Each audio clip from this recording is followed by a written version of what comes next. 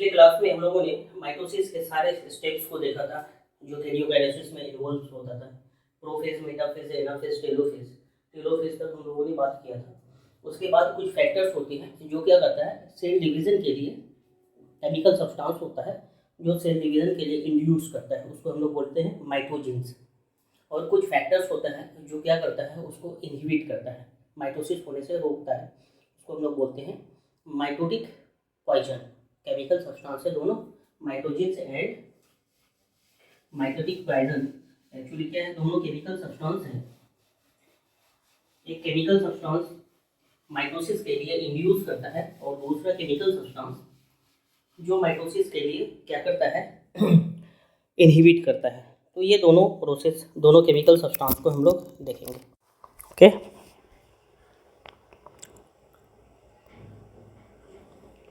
जी। तो माइटोजिन्स और mitotic poison क्या क्या है, आज के क्लास में हम लोग केमिकल सब्सटेंस का स्टडी करेंगे, जिसको हम लोग क्या बोलेंगे, माइटोजिन्स बोलेंगे। क्या बोलेंगे, माइटोजिन्स। माइटोजिन्स एक्चुअली केमिकल सब्सटेंस है। ये केमिकल सब्सटेंस इंड्यूस करता है माइटोसिस को। प्लांट्स में ऑक्सीजन होता है, जिबरेलिन, साइटोकाइनिन, ये सब होती हैं। और एनिमल्स में इंसुलिन होता है। ये प्लांट के सेल को 1 से 2 होने में, दैट मीन्स सेल डिवीज़न करने में, वह भी कौन सा प्रोसेस है, माइटोटिक प्रोसेस से माइटोसिस को इंड्यूस करता है। माइटोजिन्स एक्चुअली क्या है, केमिकल सब्सटेंस है। क्या है, केमिकल सब्सटेंस है। Mitogens is a chemical substance, chemical substance जो क्या करता है, माइटोसिस के लिए इंड्यूस करता है, इंड्यूस माइटोसिस।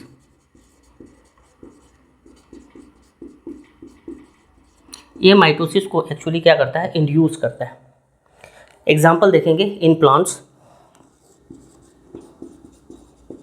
क्या क्या केमिकल सब्सटेंस है जो माइटोसिस को इंड्यूस करता है। तो हम लोग देखते हैं यहाँ पे जितने भी हार्मोन्स होते हैं प्लांट्स में, प्लांट्स हार्मोन होता है, वो क्या करता है, माइटोसिस के लिए इंड्यूस करता है।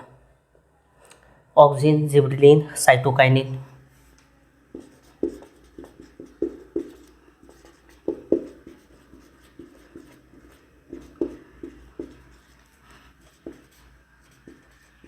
साइटोकाइनिन ये केमिकल सब्सटेंस है, कह सकते हैं हार्मोन्स है। प्लांट्स में माइटोसिस प्रोसेस को क्या करता है, उकसाता है, इंड्यूस करता है। एनिमल्स की अगर बात करें, इन एनिमल्स में हार्मोन होता है इंसुलिन। ये माइटोसिस के लिए क्या करता है, इंड्यूस करता है। माइटोजिन्स एक केमिकल सब्सटेंस है जो इंड्यूस करता है माइटोसिस को। प्लांट्स के सेल में इंड्यूस करता है कौन, ऑक्सीजन, जिबरेलिन, साइटोकाइनिन। ये तीनों प्लांट ग्रोथ रेगुलेटर है, हार्मोन्स है। एनिमल्स में इंसुलिन, ये क्या करता है, केमिकल सब्सटेंस है जो माइटोसिस को इंड्यूस करता है। दूसरा सब्सटेंस होता है माइटोटिक पॉइजन्स। क्या होती है, माइटोटिक पॉइजन्स।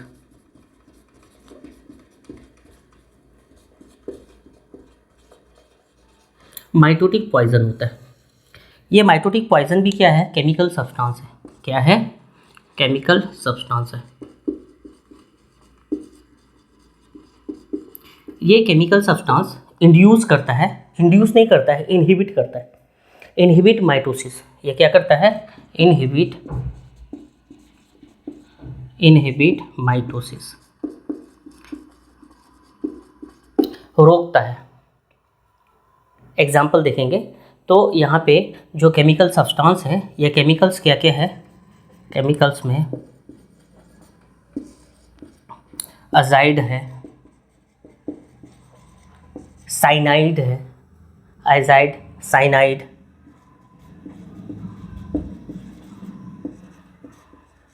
अजाइड है केमिकल सब्सटेंस, साइनाइड है, राइबोन्यूक्लियोज है, मस्टर्ड गैस है,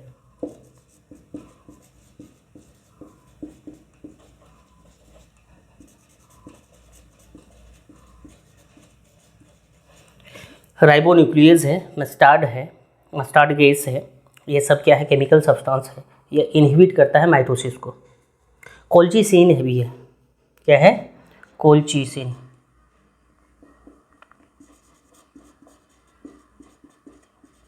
ये कोल्चिसिन एक्चुअली ये भी क्या करता है, कोल्चिसिन ये स्पाइंडल फाइबर फॉर्मेशन के लिए इनहिबिट करता है। ये क्या करता है, कोल्चिसिन। कोल्चिसिन के रिगार्ड हम लोग बात करेंगे। ये कोल्चिसिन एक्चुअली क्या करता है, इनहिबिट करता है स्पाइंडल फाइबर फॉर्मेशन। ये क्या करता है, इनहिबिट स्पाइंडल फाइबर फॉर्मेशन।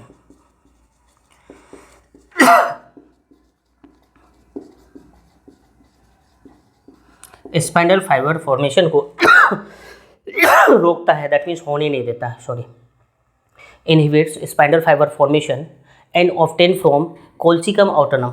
ये कहाँ से मिलता है, एंड ऑब्टेन फ्रॉम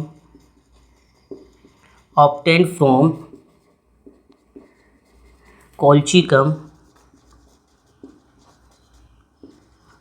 ऑटोमनली।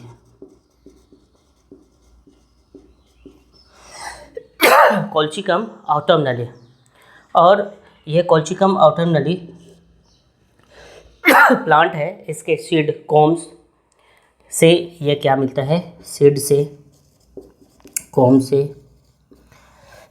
और फिर इसके अलावा ये एक्चुअली कोल्चिकम ऑटिकम क्या है, ये लिलिसी फैमिली में आता है। इस फैमिली से क्या मिलता है, कोल्चिसिन मिलता है। Colchicine actually spindle fibre formation ही होने नहीं देता है। ये क्रोमोसोम जब अपोजिट पोल की तरफ जाता है तो ये स्पाइंडल फाइबर जो फॉर्मेशन होता है, ये स्पाइंडल फाइबर फॉर्मेशन होता है, इसको फॉर्मेशन ही होने नहीं देता है। दैट मीन्स क्रोमोसोम का इक्वल डिस्ट्रीब्यूशन नहीं होता है। ये चीज़ें यहाँ पे होती है। तो माइटोजिन्स है, ये भी केमिकल सब्सटेंस है, और माइटोटिक पॉइजन्स है। माइटोजिन्स एंड माइटोटिक पॉइजन, ये होने के लिए उकसाता है और ये रोकता है। ये दो तरह के सब्सटेंस है। कोल्चिकम ऑटोमनली, ये कोल्चिसिन प्रोड्यूस होता है, यहाँ पे इस तरह से होता है। अब हम लोग behaviour of chromosome cell cycle में क्रोमोसोम का बिहेवियर देखेंगे, कैसे कैसे बिहेव करता है। सेल साइकिल कंप्लीट होता है और सेल डिवाइड होके 1 से 2 हो जाता है।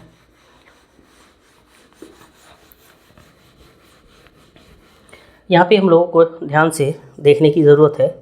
एक हम लोग सेल साइकिल को बनाएंगे।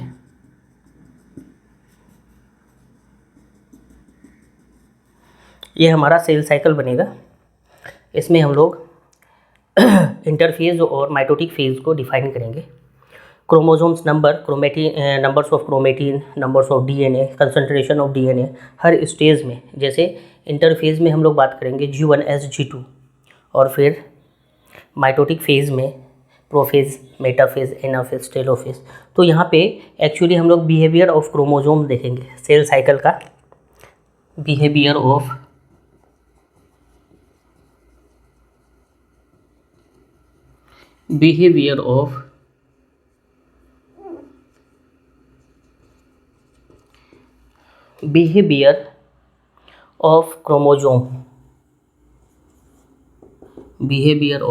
क्रोमोसोम।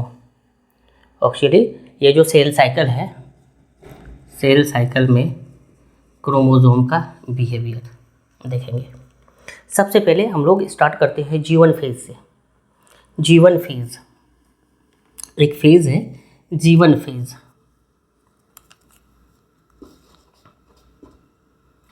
G1 फेज यहाँ से स्टार्ट करते हैं। G1 फेज में क्रोमोसोम्स मोनाड कंडीशन में इस तरह से नजर आएंगे।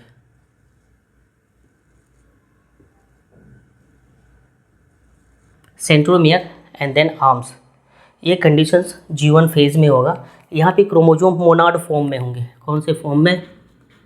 मोनाड फॉर्म में। ये मोनाड फॉर्म्स कहलाता है। नंबर ऑफ क्रोमोसोम्स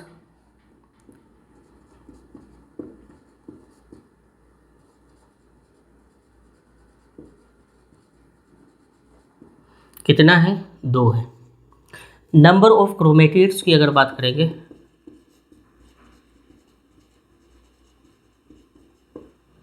ये भी कितना होगा, 2 होगा। Number of chromosomes, number of chromatid या फिर क्रोमेटिन जिसको बोलते हैं, chromatin fibres, number of chromatin ये भी 2 होगा। नंबर ऑफ डीएनए मॉलिक्यूल्स की अगर बात करें, number of DNA molecules, number of DNA molecules की अगर बात करेंगे ये भी 2 हो जाएगा। और क्वांटिटी की अगर बात करेंगे, कंसंट्रेशन ऑफ डीएनए, तो हम लोग यहाँ पे 1C लेके चलते हैं, है ना, 1C। क्वांटिटी को हम लोग मेंशन करते हैं, कंसंट्रेशन को मेंशन करते हैं। Concentration of DNA G1 phase में क्या होगा, 1C होगा। ये मोनाड कंडीशंस में देखेंगे तो ये मोनाड कंडीशंस में G1 फेज में number of chromosomes, number of chromatins, number of DNA molecules, concentration of DNA किस तरह से होगा, 2, 2, 2 और 1C। अब एस फेज़ में आ जाएंगे, एस फेज़ को देखते हैं। यहाँ पे इस तरह से एस फेज़ में एंट्री करते हैं तो यहाँ से सेल साइकिल इस तरह से G1 से एस फेज़ में आ रहे हैं।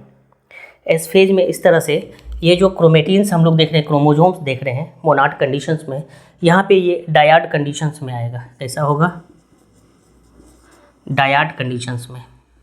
डायड कंडीशंस में नंबर ऑफ क्रोमोजोम्स की अगर बात करेंगे तो यहाँ पे नंबर ऑफ क्रोमोजोम्स तो 2 ही रहेगा, क्वांटिटी डबल होंगी। ये जो 1C हो रहा है 2C हो जाएंगे, अगर 2C है तो 4C हो जाएगा। बट यहाँ पे G1 में 1C है तो एस फेज़ में ये डबल होगा, 2C हो जाएगा। नंबर ऑफ क्रोमोजोम्स 2 होंगे बट क्वांटिटी जस्ट डबल हो जाएगा। Number of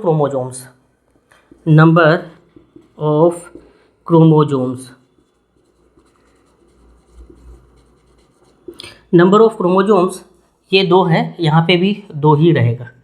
number of chromatins की अगर बात करेंगे, नंबर ऑफ क्रोमेटिन,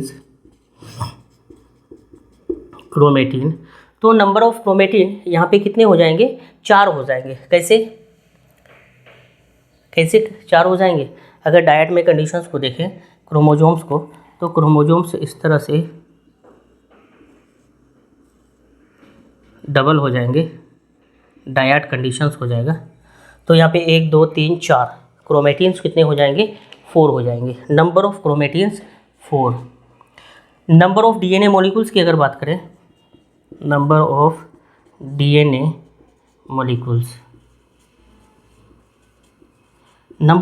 मॉलिक्यूल्स यहाँ पे ये भी 4 हो जाएंगे, 1, 2, 3, 4 4 हो जाएंगे ये। और नंबर ऑफ या फिर कंसंट्रेशन ऑफ डीएनए की अगर बात करेंगे, कंसंट्रेशन ऑफ डीएनए, ये जो डीएनए का कंसंट्रेशन होगा 1C है, यहाँ पे 2C हो जाएगा। ये एस फेज़ में, डीएनए सिंथेटिक फेज़ में क्या होगी, क्रोमोसोम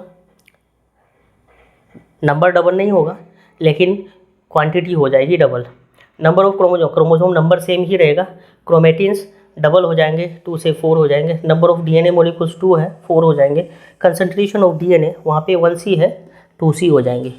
G1 और एस फेज़ में ये डिफरेंसेस होंगे, डायड कंडीशंस में एस फेज़ में होंगे डबलिंग होके, और G1 फेज़ में क्रोमोजोम्स कैसा होगा, मोनाड कंडीशंस में होगा। एस फेज़ से हम लोग अगर G2 फेज़ में एंट्री करें, किस फेज़ में, एस फेज़ से G2 फेज़ में एंट्री करें, ग्रोथ सेकंड फेज़ में, तो यहाँ पे देखेंगे G2 फेज़ में इस तरह से G2 फेज़ में ये सारे नंबर्स क्या होंगे, सेम होंगे, है ना, सेम एज एस फेज़, ये क्या होंगे, सेम होंगे। नंबर ऑफ क्रोमोजोम्स यहाँ पे 2 होगा, नंबर ऑफ क्रोमेटिन्स 4 होंगे, number of molecules DNA molecules 4 होंगे, कंसंट्रेशन ऑफ डीएनए ये भी 2C होंगे, सेम होंगे। दैट मीन्स इस तरह से नज़र आएगा, ये क्रोमोजोम्स कैसा नज़र आएगा, जैसा एस फेज़ में है वैसा ही नज़र आएगा, उस तरह से ही नज़र आएंगे। ओके, सेम G2 फेज़ में। अब ये interphase G1 S G2 phase, ये इंटरफेज़ कंप्लीट होगा। अब कैरियोकाइनेसिस होंगे, दैट मीन्स माइटोटिक फेज़ आएगा। माइटोटिक फेज़ में हम लोग मेंशन करते हैं कि किस तरह से चेंजेस होंगे। ये माइटोटिक फेज में हम लोग एंट्री करेंगे।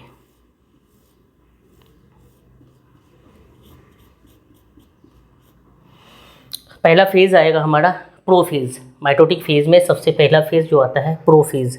ये कौन सा फेज होगा? प्रोफेज होगा। प्रोफेज, इस तरह से प्रोफेज को हम लोग मेंशन करेंगे। प्रोफेज में ये जो क्रोमेटिन्स है, क्रोमेटिन फाइबर्स है, ये कंडेंसेशन होगा, इसकी कंडेंसेशन होगी। कंडेंसेशन क्रोमेटिन फाइबर्स का होगा, कंडेंसेशन। और कंडेंसेशन होके इस तरह से यहाँ पे ये क्रोमोसोम्स का फॉर्मेशन करेगा। कैसा? सेंट्रोमियर, इस तरह से क्रोमोसोम्स का फॉर्मेशन करेगा।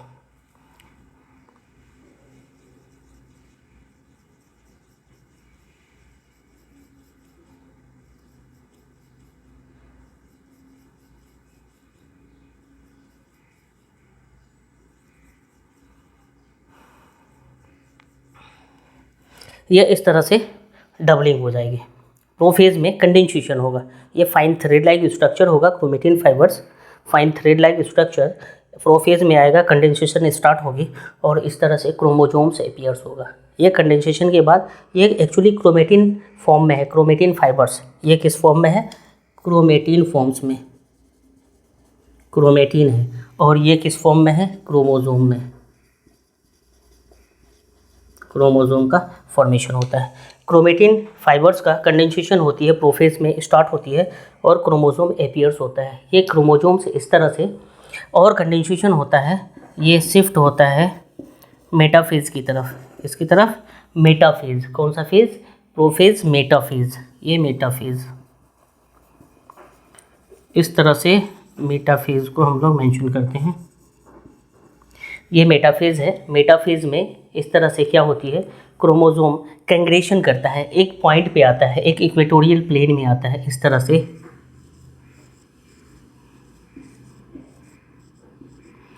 से क्रोमोसोम्स क्या होते हैं? इक्वेटोरियल प्लेन में आते हैं। किसमें? इक्वेटोरियल प्लेन में आता है। इस तरह से इसको हम लोग बोलते हैं कॉन्ग्रेशन। क्या बोलते हैं? कॉन्ग्रेशन। और इस तरह से यहाँ पे फॉर्मेशन करता है कॉन्ग्रेशन।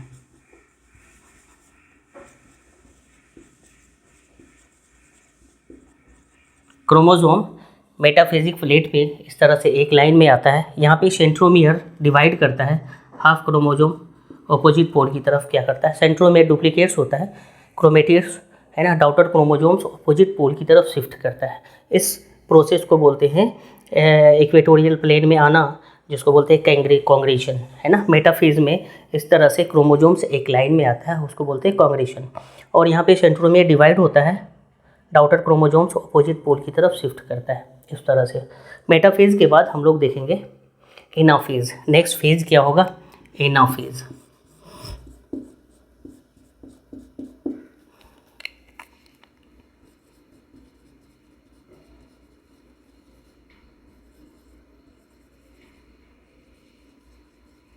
ये एनाफेज है। एनाफेज में सेंट्रोमियर टूटता है और क्रोमोसोम्स अपोजिट पोल की तरफ इस तरह से मूव करता है। किस तरह से? ये सेंट्रोमियर है, ये सेंट्रोमियर है, ये सेंट्रोमियर इस तरह से, और ये सेंट्रोमियर है इस तरह से अपोजिट पोल की तरफ ये शिफ्ट होता है। ये इस तरह से क्या होती है? अपोजिट पोल की तरफ ये शिफ्ट होता है।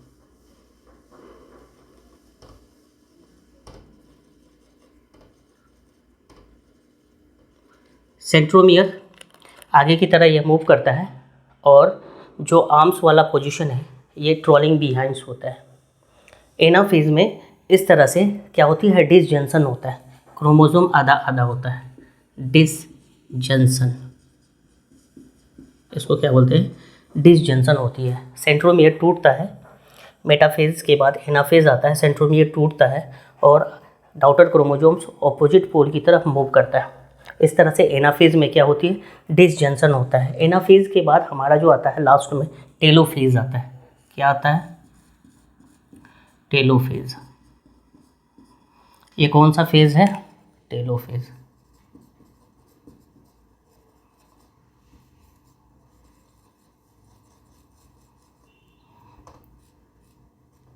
ये टेलोफेज आता है। टेलोफेज में इस तरह से क्या होती है, डीकंडेंसेशन होता है, और यहाँ पे क्या होती है, डीकंडेंसेशन हो जाता है, क्रोमोसोम डीकंडेंसेशन होता है, और इस तरह से G1 फेज जैसा स्ट्रक्चर बन जाता है। कैसा बन जाता है? G1 फेज जैसा स्ट्रक्चर हो जाता है। क्रोमेटिन, क्रोमोसोम्स 2 हो जाते हैं, क्रोमेटिन्स 2 हो जाते हैं, DNA कंटेंट 2 हो जाता है, और कंसंट्रेशन ऑफ DNA सारा कुछ टेलोफेज में आके क्या होती है, यही कंडीशंस आता है। क्या क्या आता है? Number of chromosomes, number of chromosomes कितना होता है? 2। Number of chromatins, number of chromatins ये भी 2 हो जाता है। सेम इस तरह number of DNA molecules, DNA molecules जो होता है ये भी कितना होता है? 2 हो जाता है। और concentration of DNA, concentration of DNA ये भी क्या हो जाता है? 1C हो जाता है। दैट मीन्स G1 फेज और टेलोफेज, टेलोफेज में डिकंडेंसेशन होकर क्रोमेटिन फाइबर्स का फॉर्मेशन हो जाता है, और किस तरह से एपियर्स होता है, जैसे G2 फेज में नज़र आता है वैसा ही यहाँ पे कंडीशंस आ जाता है, डिकंडेंसेशन हो गया इस तरह से। Number of chromosome 2, number of chromatin 2, number of DNA molecules 2, and quantity 1C हो जाता है, जस्ट लाइक G1 टेलोफेज में आ जाता है। ये हमारा बिहेवियर ऑफ सेल साइकिल है, behaviour of chromosome in cell cycle, ये बिहेवियर होती है। क्या क्या? इंटरफेज में G1 फेज, S फेज और G2 फेज इस तरह से आती है। ग्रोथ होती है, DNA कंटेंट S फेज में सिंथेसिस होती है, इसको हम लोग क्या बोलते हैं? DNA सिंथेटिक फेज बोलते हैं। ओके, उसके बाद हम लोग डिवीज़न फेज में आते हैं। फर्स्ट फेज आता है प्रोफेज, मेटाफेज, एनाफेज, टेलोफेज। इस तरह से क्रोमोसोम्स बिहेव करता है। ओके, नंबर ऑफ क्रोमेटिड्स, यहाँ पे जो नंबर ऑफ क्रोमेटिड्स की बात करेंगे, यहाँ पे क्रोमेटिड कितने हैं? क्रोमेटिड 1 2 3 4, 1 2 3 4 क्रोमेटिड सेम है। एनाफेज में अगर हम लोग बात करें, नंबर ऑफ क्रोमेटिड सेम्स होती है, लेकिन नंबर ऑफ क्रोमोसोम्स यहाँ पे 1 2, यहाँ पे 4 होती है। तो इस पॉइंट में नंबर ऑफ क्रोमेटिड्स, एक क्वेश्चन हम लोग अगर देंगे, number of chromatids, number of chromatid, ये जो नंबर ऑफ क्रोमेटिड होता है यहाँ पे और यहाँ पे दोनों जगह सेम है, 1 2 3 4, 1 2 3 4 सेम है। लेकिन क्रोमोसोम नंबर्स की अगर बात करेंगे, number of chromosomes, number of chromosomes ये क्या होता है? सेम रहता है। नंबर ऑफ क्रोमोसोम्स डबल हो जाते हैं, नंबर ऑफ क्रोमेटिड सेम रहते हैं, 1 2 3 4, 1 2 3 4। तो नंबर ऑफ क्रोमेटिड सेम होते हैं, और नंबर ऑफ क्रोमोसोम्स क्या हो जाते हैं? डबल हो जाता है। किस फेज़ में? ओनली एनाफेज में ये कंडीशंस होता है। तो ये चीज़ को हम लोग को याद रखना है। अल्लाह अकबर। इस तरह से ये बिहेवियर ऑफ सेल साइकिल है, इसको हम लोगों ने मेंशन किया।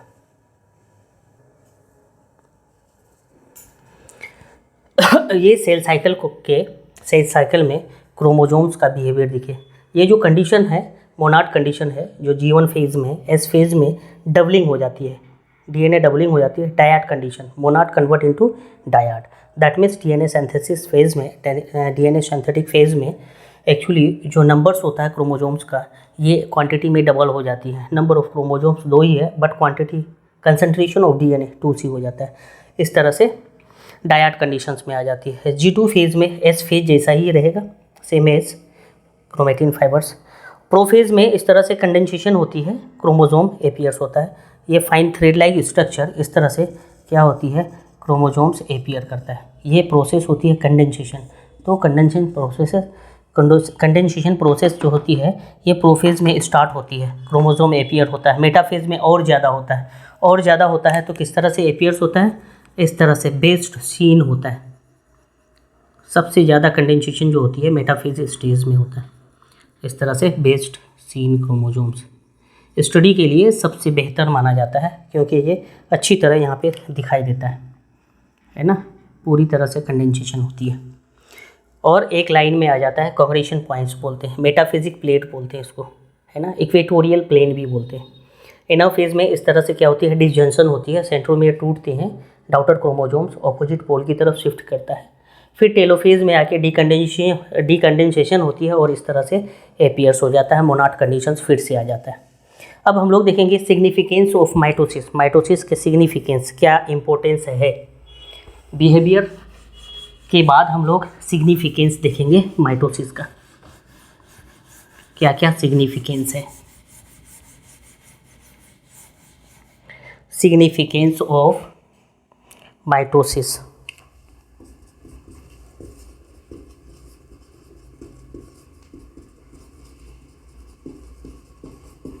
सिग्निफिकेंस ऑफ माइटोसिस, क्या क्या सिग्निफिकेंस है, इंपॉर्टेंस है, हम लोग देखते हैं। सबसे पहले पहला जो हम लोग देखेंगे, surface area to the volume ratio.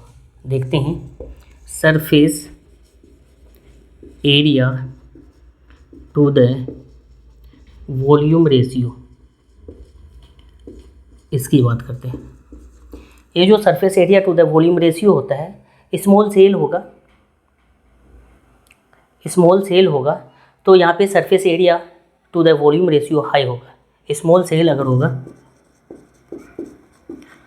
तो surface area to the volume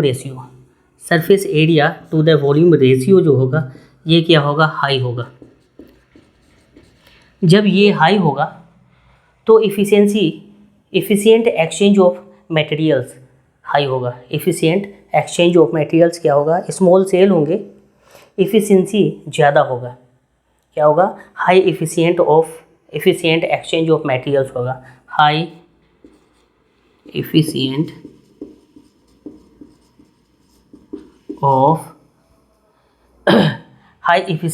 exchange of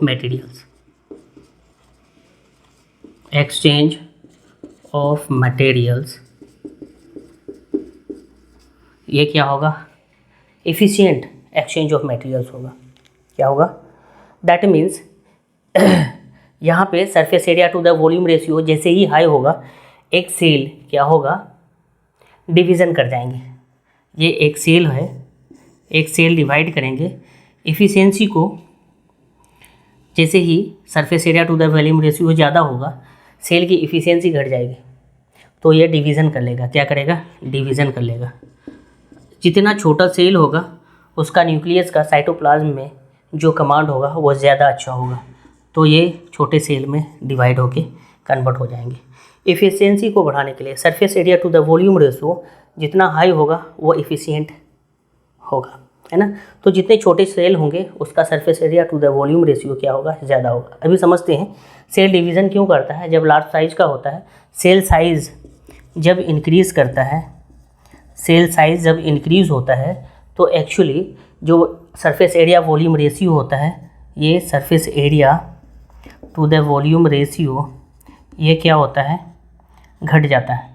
surface area to the volume ratio घट जाता है, इस वजह से सेल क्या होता है, इफ़िशियंसी कम हो जाती है। क्या होती है, इफ़िशियंसी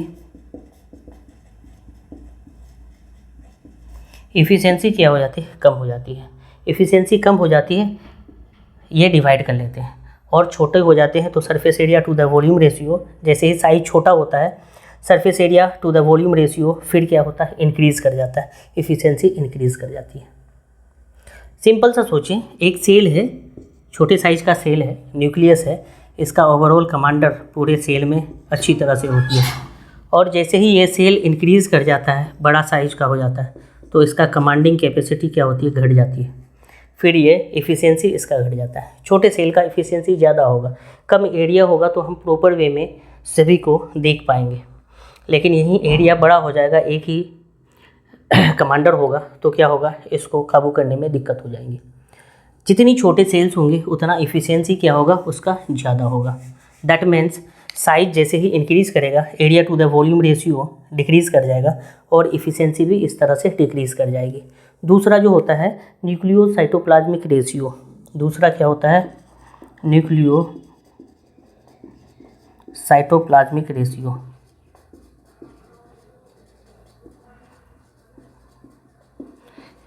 न्यूक्लियोसाइटोप्लाज्मिक रेशियो, जैसे जैसे सेल बड़ा होगा न्यूक्लियोसाइटोप्लाज्मिक रेशियो डिक्रीज करेगा, दैट मीन्स कमांडिंग उस तरह से भी डिक्रीज होती है। तीसरा जो होंगे ग्रोथ ऑफ मल्टीसेल्यूलर ऑर्गेनिज्म, यहाँ पे देखते हैं third, growth of multicellular organism.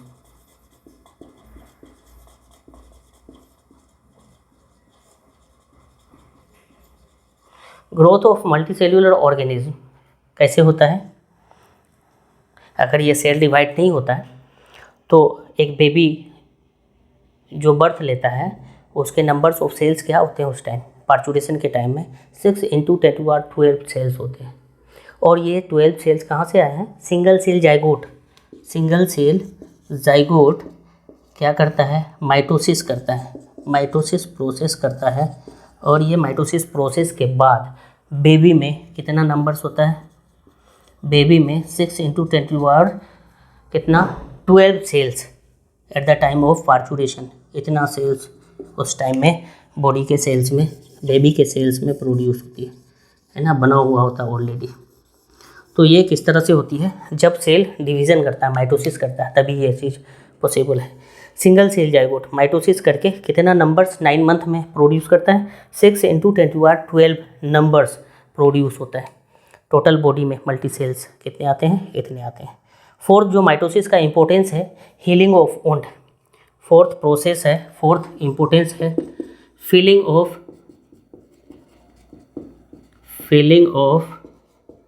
Wound. घाव जब होती है तो उसको भरने में हीलिंग करता है। माइटोसिस होगी तभी तो नंबर्स इंक्रीज होगा और फिर वहाँ पे जो सेल्स डिजेनरेट हुआ उसको कवर करेगा। दूसरा रिप्लेसमेंट के लिए गट्स की लाइनिंग के cells, outer layer of skin, WBC RBC death हो जाती है तो उसका न्यू रिन्यू करता है। तो फिफ्थ में रिप्लेसमेंट के लिए हेल्प होता है। रिप्लेसमेंट में इनर लाइनिंग ऑफ गट,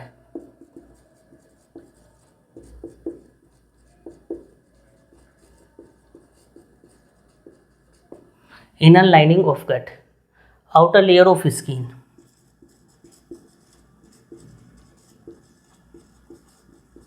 यहाँ के सेल्स डेड होंगे तो नए सेल्स आ जाएंगे। WBC RBC ये सेल्स डिजेनरेट होंगे। एक लाइफ स्पान होती है RBC का, जैसे 120 डेज होता है, WBC का वही 24 आवर्स के अप्रोक्स होता है। तो इनकी जैसे ही डेथ होगी तो नए सेल आएंगे because of mitosis process. Cell division करेंगे तभी तो नए सेल्स आएंगे। सिक्स्थ यहाँ पे इम्पोर्टेंस जो हम लोग देखेंगे मेरिस्टेम्स का। सिक्स्थ में मेरिस्टेमेटिक जो सेल्स होता है, अपाइकल मेरिस्टेम या फिर लेटरल मेरिस्टेम।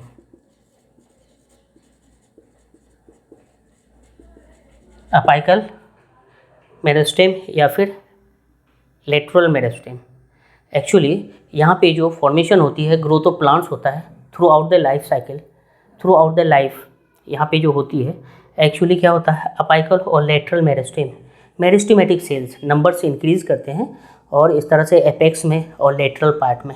लेटरल पार्ट का जो फॉर्मेशन होता है एक्चुअली कैम्बियम के फॉर्मेशन से, ये जो कैम्बियम का ही फॉर्मेशन होता है लेटरल ग्रोथ से होता है। इस तरह से ग्रोथ ऑफ प्लांट होती है। क्या होती है? ग्रोथ ऑफ प्लांट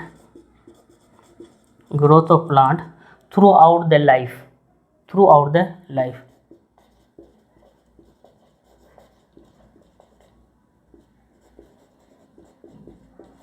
पूरे लाइफ प्लांट की ग्रोथ होती है।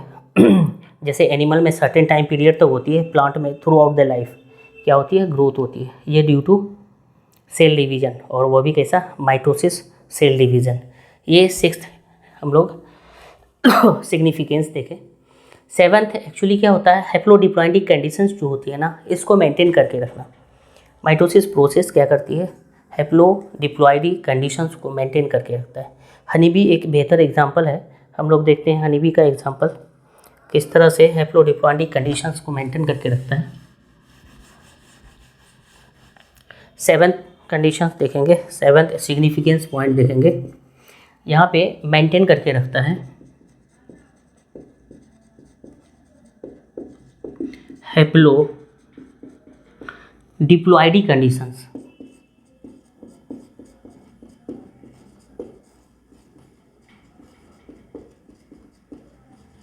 हैप्लो डिप्लॉयडी कंडीशंस को क्या करता है, मेंटेन करके रखता है। जैसे सोशल इंसेक्ट में एक इंसेक्ट है,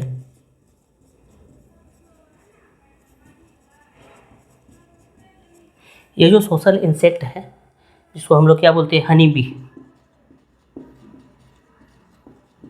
हनी बीज। ये हनी बीज एक्चुअली एक प्रोड्यूस करती है, ये हैप्लॉइड नंबर ऑफ एग होता है, हैप्लॉइड नंबर। फीमेल गैमेट्स है तो हैप्लॉइड नंबर होगा ही। ओके, अब यहाँ पे without fertilisation egg, without sperm, without fertilisation mitotic process करेगा, विदाउट फर्टिलाइजेशन, फर्टिलाइजेशन यहाँ पे नहीं होगा, और ये एग माइटोसिस प्रोसेस करके क्या करेगा, मेल बनाएंगे, हैप्लॉइड मेल। ये क्या होगा, स्टेराइल होंगे। दूसरा, ये एग फर्टिलाइज होता है स्पर्म के साथ, ये भी हैप्लॉइड कंडीशंस में यहाँ पे जो जाइगोट का फॉर्मेशन होगा वो क्या होगा, डिप्लॉयड जाइगोट का फॉर्मेशन होगा, 2n जाइगोट का इस तरह से फॉर्मेशन होगा। अब ये जाइगोट फर्दर माइटोसिस प्रोसेस करेगा और इस तरह से फीमेल का फॉर्मेशन करेगा, फीमेल इस तरह से डिप्लॉयड कंडीशंस में होंगे। ये इम्पोर्टेंस है। हैप्लॉइड कंडीशंस में भी फर्टिलाइजेशन के, विदाउट फर्टिलाइजेशन माइटोसिस प्रोसेस करके मेल का फॉर्मेशन कर सकता है। एक स्पर्म के साथ फर्टिलाइज करके जाइगोट बनाएगा, zygote further division mitotic division mitosis करके फीमेल है ना, फर्टाइल फीमेल का इस तरह से फॉर्मेशन कर सकता है। तो ये हैप्लो डिप्लॉयडिक कंडीशंस को मेंटेन करके कौन रखता है, माइटोसिस प्रोसेस रखता है। कौन रखता है, माइटोसिस प्रोसेस। तो आज की क्लास में हम लोग ने ये सारी इंपॉर्टेंस को देखा।